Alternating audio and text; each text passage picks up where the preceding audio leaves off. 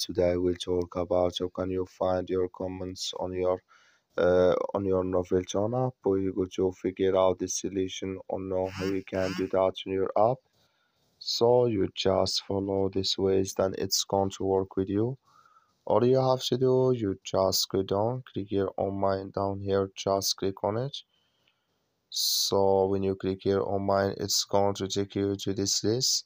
It's going to show for you like this here. Then all you have to do next, you just go down here. So you keep going down here. You click here on my comments. You just click on it. So then it's going to take you to this list.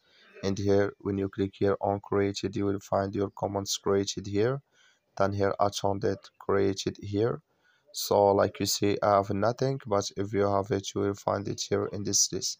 That's all you have to do. That's all. Thank you for watching. Don't forget to support us by liking and subscribe.